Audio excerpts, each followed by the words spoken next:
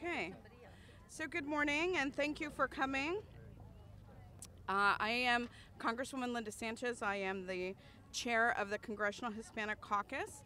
And I want to start with a special thanks to Representative Luis Gutiérrez for gathering us all here today and for continuing to shine a light on immigration issues.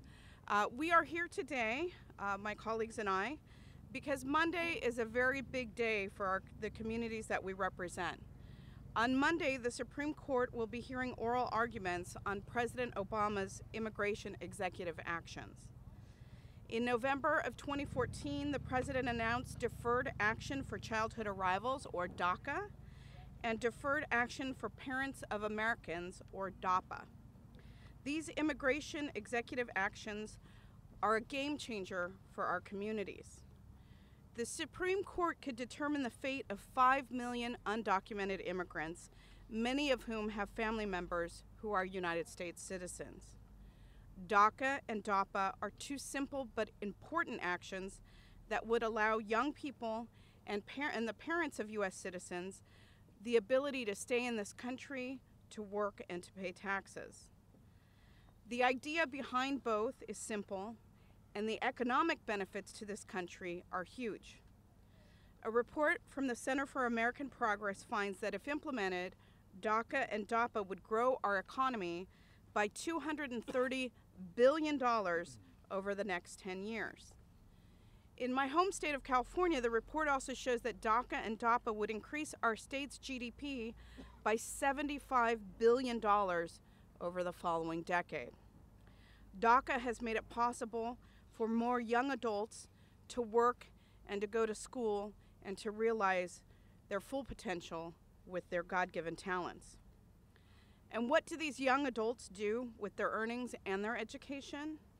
They use their income and their talent to put money back into the U.S. economy. With so much talk around here about deficit reduction, you would think that Republicans would be the first ones to be on board. Unfortunately, they've turned the president's executive actions into yet another sad political food fight.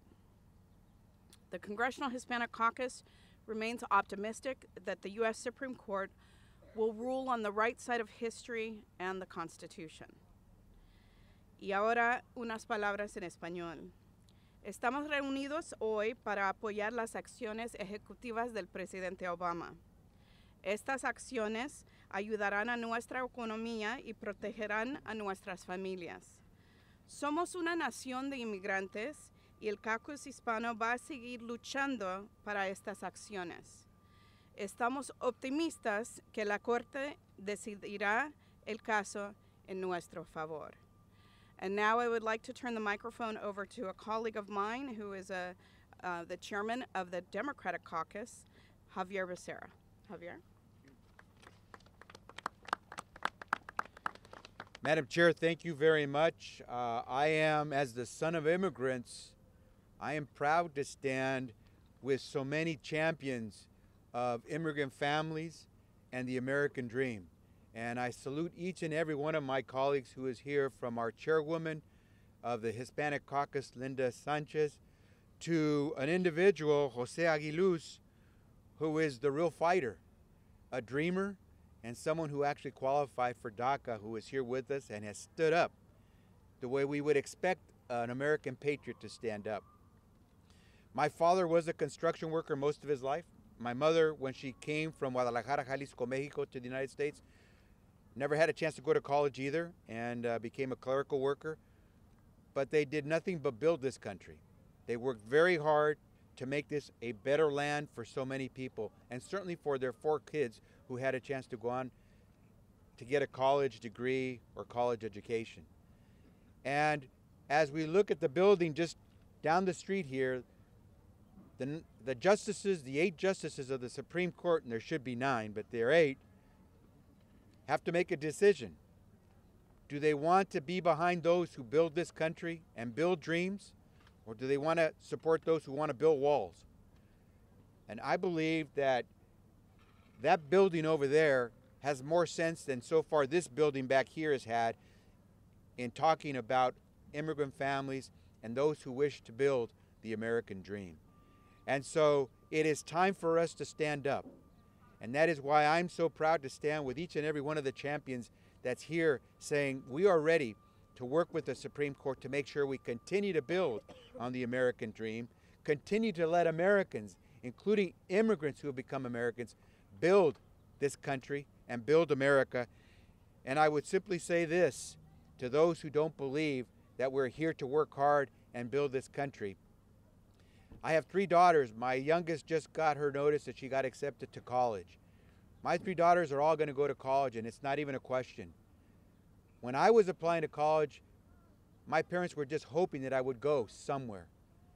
And so today they look at their grandkids and they know that they'll have a chance, those children will have a chance to build this country in bigger and better ways than my parents ever had a chance. That's the challenge behind this effort.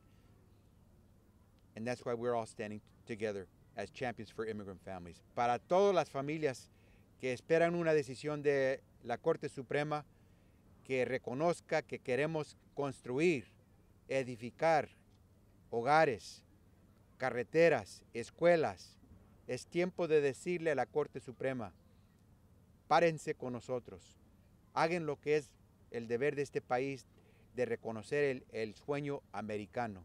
Y si hacemos eso, vamos a seguir construyendo con todas las familias de los Estados Unidos, incluyendo las familias inmigrantes.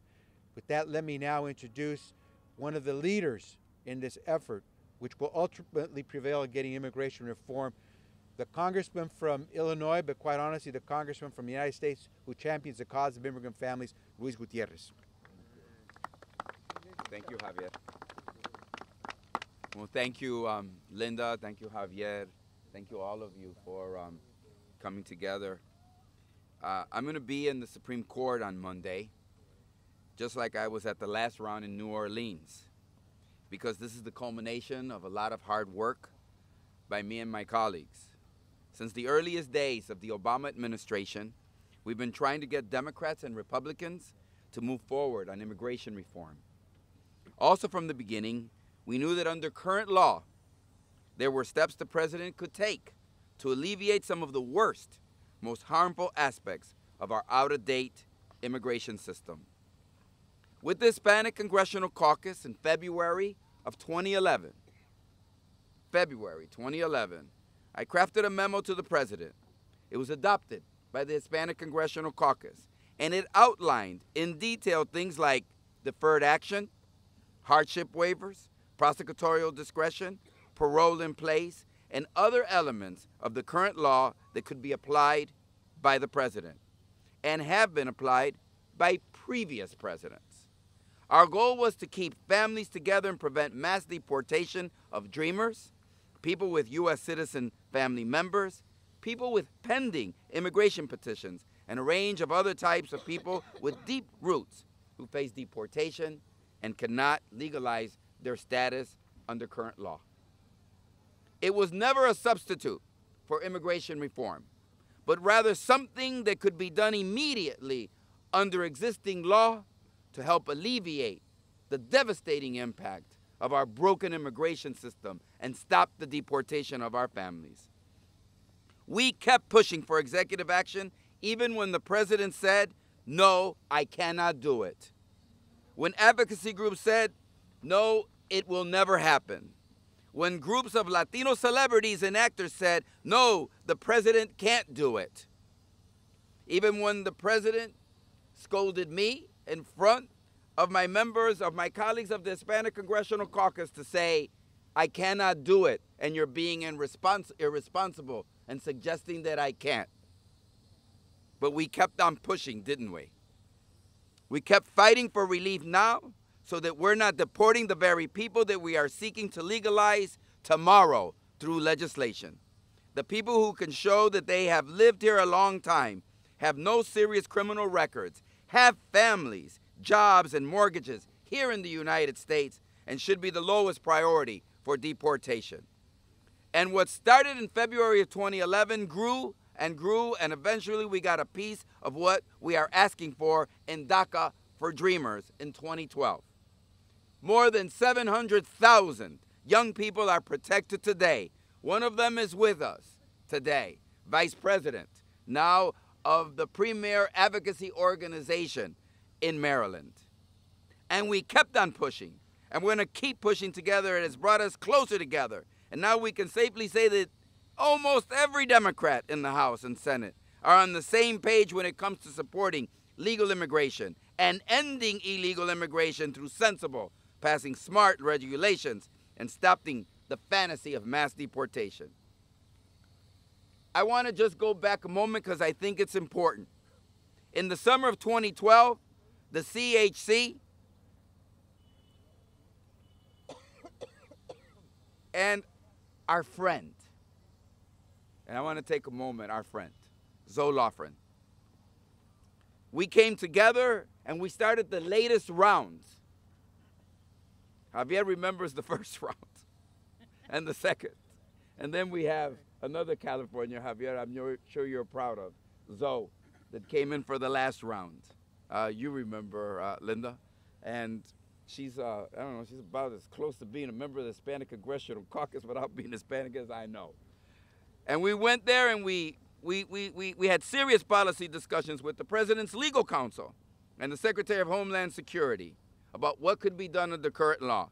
And the administration did not agree with us on several points that we felt were important.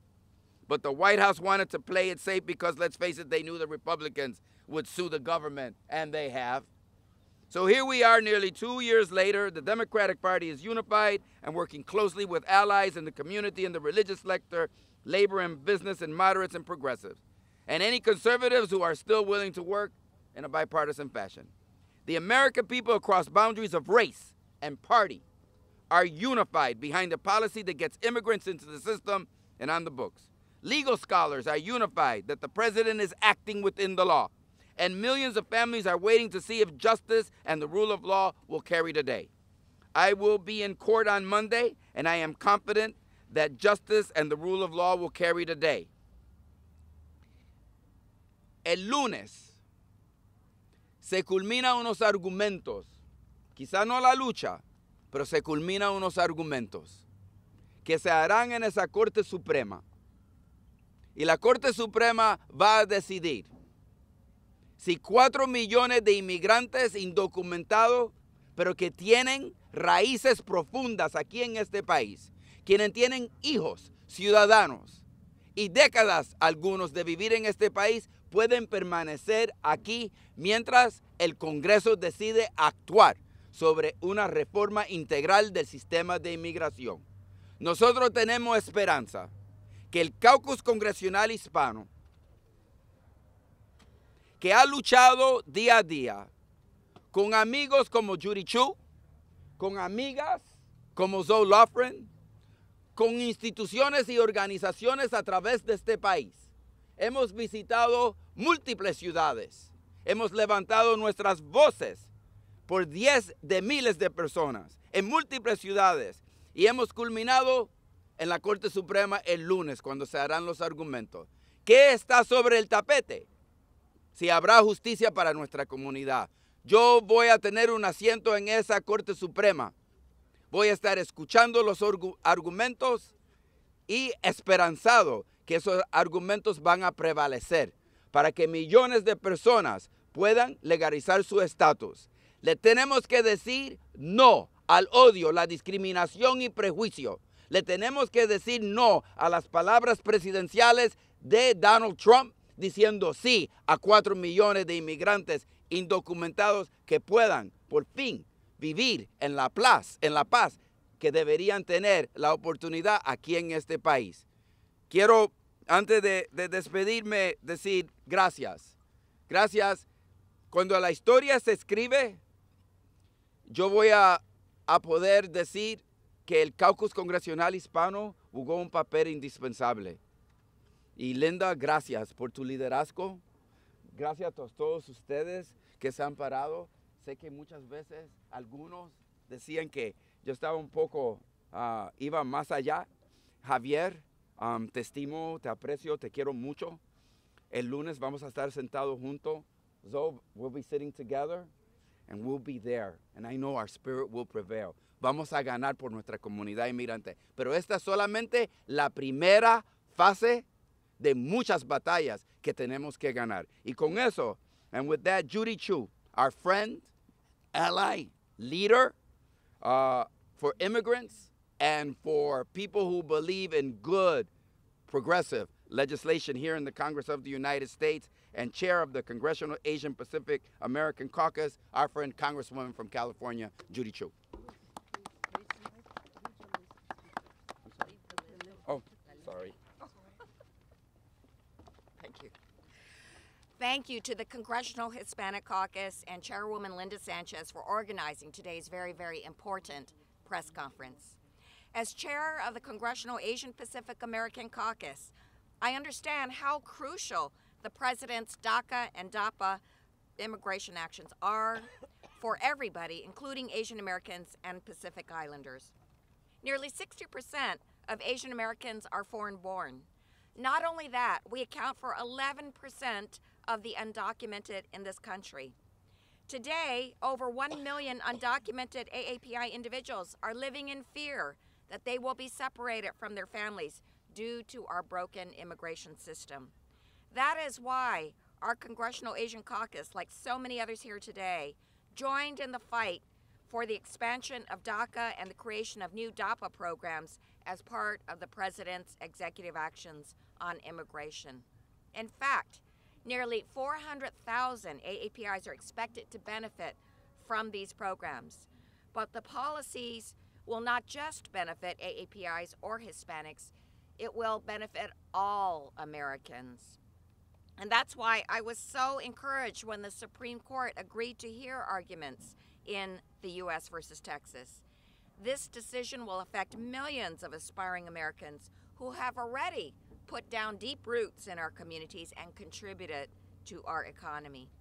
And although attacks will continue, I am confident that we are in the right legally, we are in the right morally, and that the Supreme Court will ultimately uphold President Obama's program as a lawful exercise of executive discretion. Our future, as it has always been, is in fixing our broken immigration system so that everybody will have a shot at the American dream. And I am hopeful that the Supreme Court will do the right thing and rule in favor of keeping families together and bringing millions out of the shadows.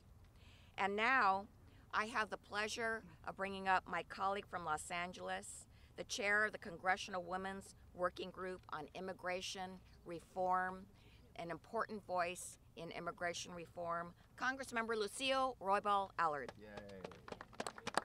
Thank you very much, Judy. Thank you for your leadership. Thank you to Chairwoman Linda Sánchez for convening this press conference. And of course, thank you, Luis Gutierrez, for your many, many years of advocacy. I am very, very pleased to be here to join my colleagues in expressing strong support for DAPA and expanded DACA. These are sensible programs which bring order to a broken immigration system, keep families together instead of ripping them apart, and protect U.S. citizen children, dreamers, and mixed status families from the fear of an unknown future. As the chair of the Congressional Women's Working Group on Immigration Reform, and as the representative of a district which has one of the largest immigrant populations, I know how important DACA and DAPA are to the immigrant communities and what a major and positive impact it will have on the lives of immigrant parents and their families. For example, I would like to just focus on the women and the children, because immigrant mothers of U.S. citizens will be able to nurture and to raise their children without the fear of deportation. And U.S. citizens, their children, will be at peace knowing that their mothers are safe and will not be separated from them. Our country, as you have heard from the other speakers, will also be strengthened by DAPA, because these parents will be able to come out of the shadows and be free to work and contribute to our economy. With expanded DACA, more dreamers will be able to pursue their education, excel in their chosen field, and continue to make positive contributions to our country. I am confident the Supreme Court will affirm President Obama's right to use his legal authority to bring qualified immigrants out of the shadows and to keep families together under DAPA and expanded DACA. It is now my privilege to introduce a colleague who Luis described as a friend of our caucus. She is definitely a friend, but she is also a dynamic force and leader and supporter for immigrants in this country. She has been an incredible resource for us, and at every opportunity has stepped out front to help us in our fight against these anti-immigrant sentiments and efforts that have taken place. And so it is my pleasure and my honor to introduce Congresswoman Zoe Lofgren from California. Thank you, Lucille. It's right that this is the culmination of a very concerted effort over many years to bring some rationality to our broken immigration system. Clearly, DAPA and extended DACA is no substitute for the Congress adopting immigration reform. But as Luis said, as he was sending missives to the president, I was also sending confidential recommendations, points and authorities on the authority that the president had to act to make the system work a little bit better while Congress fiddled. You know, there's been a lot of overheated rhetoric on the right about how extraordinary these actions are. In fact, they're well within the bounds of precedent and the law. As the Chief Justice said in Arizona versus the United States just recently, a principal feature of the removal system is the broad discretion exercised by immigration officials, including as to whether it makes sense to pursue removal at all. That's Justice Roberts. Deferred action is something that's been recognized in the Immigration Code for many years. It's been used by presidents going back many decades. In fact, the closest example of what we have here is President Reagan, who, when Congress passed his amnesty request, they left out specifically the dependents of the people who got relief. And the president decided that that was unacceptable, that we couldn't separate the families. So even though Congress had specifically excluded the family members, he gave them deferred action and work authorization. The Congress has codified the ability to provide work authorization to those who have been granted deferred action. And finally, when we created the Department of Homeland Security in 2002, we directed the Secretary of the Homeland Security Department to establish priorities in the immigration system, recognizing we do not provide sufficient money to round up and deport 11 million people, and thank God for that. So this is well within the realm of the law. It's well within the historical precedents, and I hope that the court will not have a confusing time in sorting out the right-wing, overheated rhetoric that is trying to muddy the waters. Now, why is that important? There are thousands, hundreds of thousands of people who've been given relief, and we're honored today to listen to one of them. I'd like to introduce Jose Aguiluz, who is a beneficiary of DACA. He is the vice president of the board of CASA Maryland, where he helps advocate for other individuals eligible for DACA. He's going to be graduating next month from the University of Maryland, and he's getting his degree, his bachelor's degree in nursing. Aren't we lucky, America, that he's here today? Let's welcome him.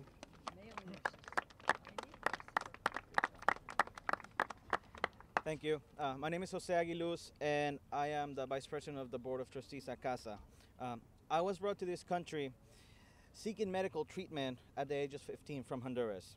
At that time, my parents had to sell everything they had in order to afford the surgery that I desperately needed on my neck. When my tourist visa expired, I became undocumented. While I was lying in the bed in the hospital, I discovered my passion for nursing. All the nurses that took excellent care of me, and they inspired me to become one of them.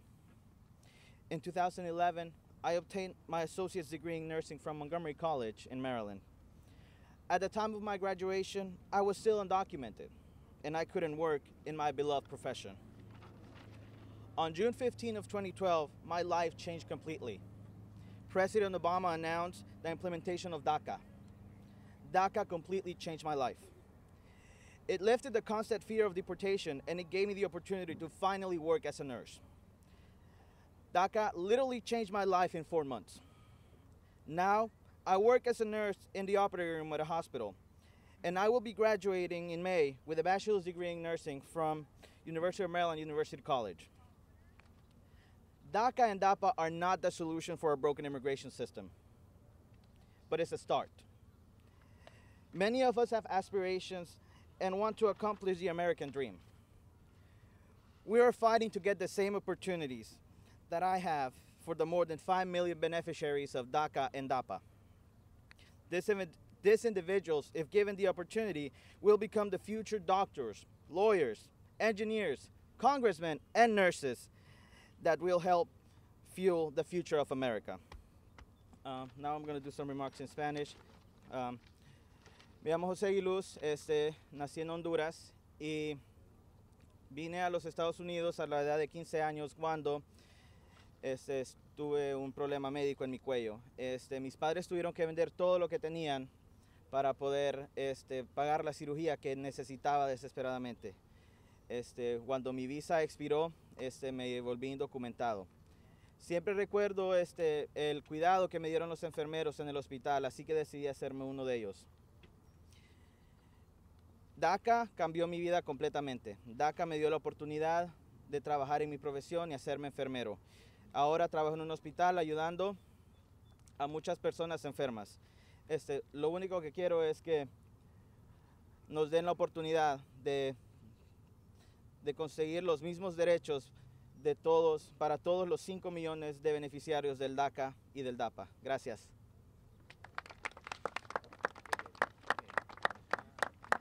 That concludes our prepared remarks for this press conference, but we will open it up for question and answer. Congresswoman, you, as a lawyer yourself, and many of you, do you position yourself as in the case that this is a 4-4 decision? And what would the caucus support at that moment, or as an alternative, if that were the case? If I understand the question correctly, the question centers on what is sort of the strategy if the decision ultimately that comes down from the Supreme Court is a 4-4 decision. As some may know, if there is a split decision in the Supreme Court, there being no majority, the decision of the lower court will stand. And the decision of the lower court did not uphold President Obama's authority for these executive actions. So the strategy which we have been pursuing all along, the strategy from the Congressional Hispanic Caucus and those that are standing with me today, is to continue to push for comprehensive immigration reform, which is it's a dual-track strategy. We've always known that DACA and DAPA were not the perfect solutions, that legislative solutions really are what is going to finally fix our broken immigration system. But we will continue to pursue that course of action and regroup at that point. Zoe, would you like to add anything further?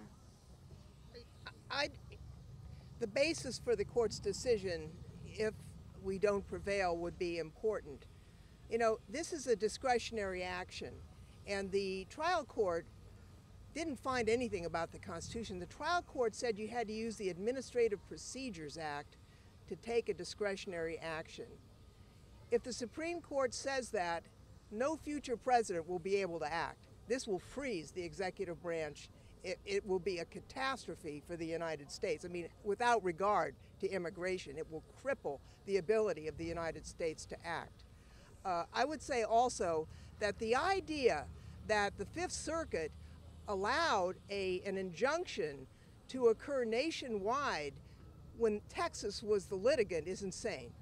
In fact, the state of California is pretty aggrieved. They're losing billions of dollars because of what the Fifth Circuit did. So it's quite possible there will be litigation in other areas of the country. I would expect and encourage it. Let me just say that number one, there will be those held responsible. There is an election coming up next November. And it was dozens of Republican state attorney generals that brought this action. An action that is supported by the majority Republican leadership in the House of Representatives. So at the end of the day, if we were to lose, which I don't believe we will, and understand something, I never believed that Justice Scalia was going to vote for this. We were always looking for a fifth vote somewhere else. I believe that fifth vote still exists, and that the decision is going to be 5-3, that this isn't something. I've learned a lot from Zoe, and one of the things I learned from Zoe is that why would they take the case? They took the case to make a decision on the case. And I believe they're going to make a decision to affirm the decision of the President of the United States to issue these executive orders. And if not, we are going to continue. Having said that, remember, the President of the United States still has a list of priorities for deportation. That does not change. The 750,000 Dreamers remain intact. The 3 and the 10-year bar, which soon the new regulations will come about, which will make it easier for people, remains intact. That's going to allow, Zoe and I were talking, over about 3 million people. That's not in the Supreme Court. That's already being done. That are going to be able to come forward. Who are those people? Those are people, Linda, that have American citizen husbands and wives and children that have already petitioned for them because of the 3 and the 10-year bar. That's already happening. So understand something. Secure community is gone. It's yesterday. We've won those battles. This is an additional battle. But as Jose said so clearly and expressed so eloquently, this is part of our fight and our struggle. We will win ultimately comprehensive immigration reform. That is our goal. So please, I hope members of the press will put this in context. Secure communities is gone. Up to 3 million people can benefit from the 3 and the 10-year bar, new regulations. Who gets deported and how those deportations go about and the reprioritization remains intact, as do the Dreamers. And so many other things that it would take a Judiciary Committee hearing to explain to all of you. So, suggesting that the administration is right when they argue that, in fact, if you're a law-abiding immigrant who's undocumented and your only crime is maybe illegally overstaying your visa or entering the country illegally, that you do not have anything to fear in terms of deportation under the current... I have to tell you something. I wish that were the case. We fight cases each and every day for people who are subject to deportation. There are still deportations that should not be taking place. That is to say, if you use the standard of who would qualify for relief under comprehensive immigration reform, and are some people who qualify for relief under a comprehensive immigration reform bill, are those people still subject to deportation? I would suggest yes, because we're fighting some of those cases. Are, especially recent entries. But the fact is that at the height of the Obama administration, it was 410,000 deportation. We raised our voice. This year it's going to be 225,000 deportation. Now, does that mean that there aren't deportations that shouldn't have occurred? Given our opinion, of course. But 410 and 225,000 tells you what? That the executive orders are already working. We're getting rid of who? Gangbangers, drug dealers, murderers, rapists, and we're leaving behind students who are going to college, and we're leaving behind mom and dads who have American citizen children that aren't criminals. The court does read 4-4. The court does read 4-4. Do you believe that the President Obama will have done all he can at that point, and it's up to the next election and the future? You know, here's one thing I learned a long time ago. When there's questions of expertise, leave it to the experts. Linda, can we let Zoe come? Zoe is our expert. Again, it depends on what the court decision would be. But we provided advice that was hundreds of pages of actions that the president could take under existing law. He was very conservative. He followed what the Office of Legal Counsel said. But we believe there are things that administrations can do. There's litigation that can be engaged in, both by the administration and by states. So we'll have to wait and see. But I expect to win. And I expect the American people to win. And we have votes, so I'm going to leave right now. Let me just say, somebody has Linda, I just want to say, look, that's why there should be hearings, and we should have the ninth justice of the Supreme Court. Let's have one, so we wouldn't have this situation. They should just do what they're supposed to do. I just want to let folks know that members have been called for votes. We will take one more question, and then we will be leaving. What do you think the administration's strongest argument is in this case? So, do you want to? Precedent and the Constitution. First, it would be unprecedented to give standing to the state of Texas. That's the first argument. Do they even have a right to be in court? And if you look at the whole history of case law, no, they shouldn't have been in court to begin with. So that's probably the easiest ruling to make. Second, Congress delegated the authority to the president. He used the authority that we delegated to him. So if we don't like it, look in the mirror. We asked him to do this, he did exactly what we said. Three, not only did we give him statutory authority, but the court itself said most recently he has the authority to do this under immigration law. I think those are the four strongest arguments. Okay, we want to thank you all for your participation. We have a vote? Yes. Tú no puedes negar. Mira, Linda.